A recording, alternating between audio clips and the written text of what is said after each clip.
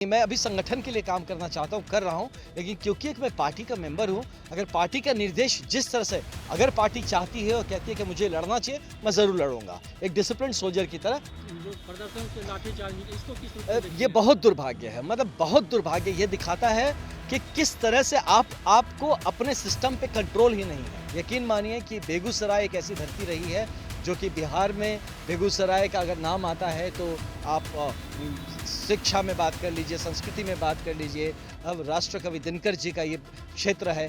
तो मुझे लगता है कि बेगूसराय इस बात को बहुत अच्छे से समझ पाई है और बेगूसराय की जब हम यहाँ पे आके अपने कार्यकर्ताओं से बात करें तो ये हमें लग रहा है कि पूरी तरह से तैयार है 2025 में। जनसुराज पार्टी के प्रमुख नेता आनंद मिश्रा हमारे साथ हैं और यह बेगूसराय दौरे पर हैं और कार्यकर्ताओं से संवाद किया है। 2025 बिहार विधानसभा चुनाव को लेकर रणनीति बनाई जा रही है। इनसे सीधे बात करें, किस तरह की रणनीति बनाई जा रही है? कार्यकर्ताओं से बात किया है आपने आज? जी, आज हम लोग यहाँ बेगूसराय आए हुए हैं हमारे अध्यक्ष महोदय के साथ और सेंट्रल टीम है जो यहाँ के हमारी जो बेगूसराय की जो हमारी जो संगठन है उसके साथ और कार्यकर्ताओं के साथ जो मीटिंग हुई है, इसमें ये बात समझने की कोशिश की गई है कि संगठन अभी कितना मजबूती पकड़ चुका है या क्या हमें और कितना और मेहनत करने की ज़रूरत है।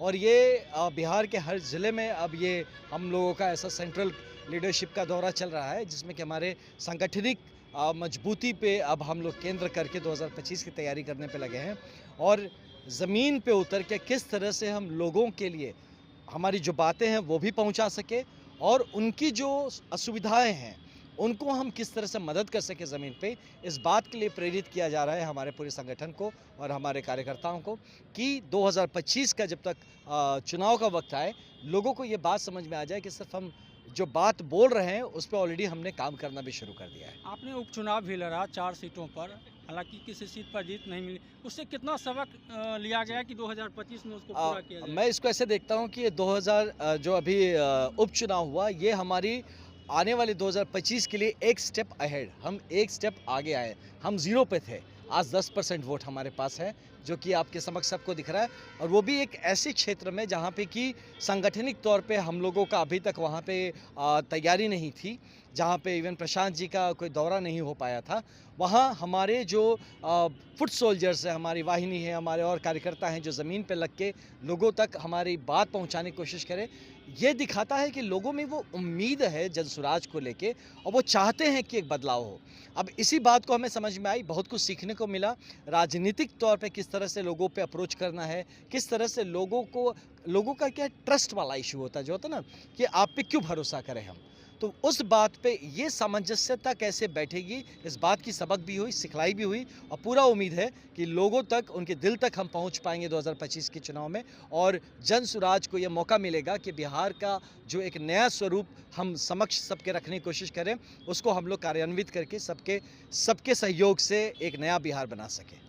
243 सीटों पर चुनाव लड़ने का दावा प्रशांत किशोर जी के द्वारा किया गया है। बेगूसराय में भी 60 सीटें हैं, यहाँ पे जी, बैठक की गई है। बिल्कुल। किस तरह की रणनीति रहेगी यहाँ पे? देखिए, यहाँ पे रणनीति वही ज़मीनी रणनीति रहेगी। हमारा पूरा प्रयास यही है कि हमारा बूथ लेवल से, जो एकदम ज़मीन से बूथ पे, वार्ड पे, जिस एकदम बेसिक लेवल से हमारी टीम्स मजबूत हो, जो लोग हमसे जुड़े हैं, हमारे काफ़ी संस्थापक सदस्य, बिहार में 1 करोड़ से ज़्यादा लोग हमारे साथ जुड़े हुए हैं, इनको हम कैसे एक्टिवेट करते हैं, इनको किस तरह से हम एक कार्यकर्ता के रूप में उनको हम प्रेरित कर सके, वो आगे बढ़े और जो जनसुराज एक चाहता है कि एक सही लोग सही विचार के साथ एक सामूहिक प्रयास लाके 2025 में एक नया व्यवस्था हम काबिल कर सके, तो इसके लिए हम ज़मीनी स्तर पे काम करना शुरू किए और यकीन मानिए कि बेगूसराय एक ऐसी धरती रही है जो कि बिहार में बेगूसराय का अगर नाम आता है तो आप शिक्षा में बात कर लीजिए, संस्कृति में बात कर लीजिए, अब राष्ट्रकवि दिनकर जी का ये क्षेत्र है।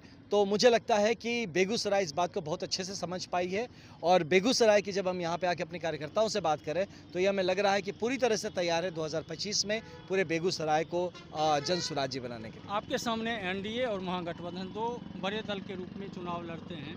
एनडीए जहां डबल इंजन की सरकार कहती है और कई कामों को गिनाती है, वहीं महागठबंधन से तेजस्वी यादव जी, वादा कर रहे हैं कि 200 यूनिट बिजली फ्री देंगे, जो वृद्धावस्था पेंशन है और अन्य योजनाओं में उसकी राशि बढ़ाई जाएगी। तो उसको किस तरह से डिफेंड कर पाएंगे? ये डिफेंड हमने क्यों कर रहे हैं किसी चीज़ को, हाँ, अटैक ही नहीं, तो डिफेंड हम आपको बताते हैं। दोनों दोनों पक्षों को देखिए, इतने साल से सरकार में ही थे ना, ये अचानक से जब जनसुराज ये बातें करनी शुरू की तो ये सारी चीज़ें उनको कहाँ से ध्यान में आने लगा।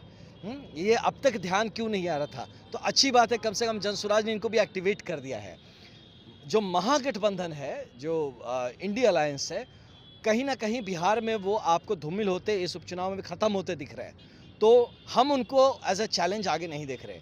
हमारा सीधा जो लड़ाई होगा वो एनडीए गठबंधन के साथ ही होगा और इसके लिए हम कमर कस के तैयार हैं। हम एनडीए से एक बेहतर विकल्प बिहार के सामने लाना चाहते हैं। जनसुराज ऐसे लोगों का एक समूह है जो कि कहीं ना कहीं मन में विचलित हो चुके हैं बिहार की प्रेजेंट जो अभी जो परिस्थिति है इसको देख के। ये भरोसा उठ चुका है, ये दोनों दलों को मौका मिला है इतने सालों से कि आप करिए, इतने दिनों में इतने सालों में नहीं किए तो इसका क्या गारंटी है कि आगे में कर देंगे। इसीलिए हम लोग इस दावा को ठोक रहे हैं कि हम लोग अपना सब सर्वस्व त्याग कर सब छोड़ के हम उतरे हुए हैं बस एक निष्ठ होके कि एक बेहतर बिहार बनाना है। हम यहाँ पॉलिटिक्स और राजनीति को एक माध्यम मात्र से ले रहे हैं। यह हमारा अंत नहीं है बाकी पार्टियों के से कि कैसे भी छल प्रपंच जो मर्जी करके सीट जीत लो, ये हमारा मकसद नहीं है। हमारा मकसद है एक बेहतर बिहार बनाना। उसके लिए राजनीति सिर्फ हमारे लिए एक माध्यम है और पूरा यकीन है कि बिहार की जनता इस बात को समझेगी और हमारा साथ देगी कि हम सब मिलके एक बेहतर बिहार बना पाए। आप आईपीएस भी रहे हैं, बिहार में एक आंदोलन छात्रों का बीपीएससी जो प्रदर्शन से लाठीचार्ज भी, इसको किस रूप में देखते ये हैं? बहुत दुर्भाग्य है, मतलब बहुत दुर्भाग्य। ये दिखाता है कि किस तरह से आपको अपने सिस्टम पे कंट्रोल ही नहीं है। जहाँ पे लाठी चलाना पड़ जाए, यकीन मानिए वहाँ का कानून व्यवस्था खत्म है। आपका क्या आपका प्रायर इंटेलिजेंस नेटवर्क इतना बढ़िया स्ट्रांग होना चाहिए, आपकी नेगोशिएशन स्किल्स इतना बढ़िया होना चाहिए, आपके लीडर्स के साथ सामंजस्य। भैया ये कैसा डेमोक्रेसी है? आप मॉडर्न टाइम पुलिसिंग हो रहा है। मेरे भी कुछ वीडियोस आपको मिल जाएंगे, मैं भी पुलिस था, मैं भी एसपी था, जाके देखिए जरा कितनी जगह मैं लाठी चलाया हूँ। बात करके बात बन जाती है, बशर्ते आपको मुद्दा पता हो, आप जेन्युइनली उस मुद्दे को आप ठीक कराना चाहते हैं। देखिए और एक चीज़ मैं आपको बताना चाहूँ, इन सब में पुलिस जो है ना बलि का बकरा बनता है। पीछे ये सारा काला कांडी जो है वो पीछे कोई कर रहा है, पुलिस बेचारा सामने पड़ जाता है। अब लाठी चलाता है तो लोग पुलिस को गाली देते हैं। पुलिस ने थोड़ी ना व्यवस्था खराब किया है। तो इस बात के लिए जो पीछे की व्यवस्था है जिसको हम परिवर्तन करने की बात की, ये जिस दिन हम लोग बदल देंगे, आप यही पुलिस जो आज भक्षक की तरह में दिख रही है, यही पुलिस आपको रक्षक बन के बिहार की रक्षा करते हुए नजर आएगी। अंतिम सवाल, आपने लोकसभा चुनाव निर्दलीय के रूप में लड़ा, जी। क्या विधानसभा चुनाव लड़ेंगे? नहीं देखिए, विधानसभा के लिए मैं बहुत पर्सनली बहुत ज़्यादा उसके लिए नहीं, मैं अभी संगठन के लिए काम करना चाहता हूँ, कर रहा हूँ। लेकिन क्योंकि एक मैं पार्टी का मेंबर हूँ, अगर पार्टी का निर्देश जिस तरह से अगर पार्टी चाहती है और कहती है कि मुझे लड़ना चाहिए, मैं ज़रूर लड़ूंगा एक डिसिप्लिन सोल्जर की तरह। लेकिन पर्सनली मैं संगठन क्या होकर अभी मेहनत करना चाहता हूँ और जनसुराज को मजबूती से बिहार में स्थापित करना चाहता हूँ। धन्यवाद बिहार तक। तो निश्चित रूप से आनंद मिश्रा ने कहा कि अगर पार्टी चाहेगी तो वह 2025 का बिहार विधानसभा चुनाव भी जरूर लड़ेंगे और कुल मिलाकर बिहार में जनसुराज के सरकार बनाने का दावा करते हुए कहा कि व्यवस्था जरूर बदलेगी। सौरभ कुमार, बेगूसराय, बिहार तक।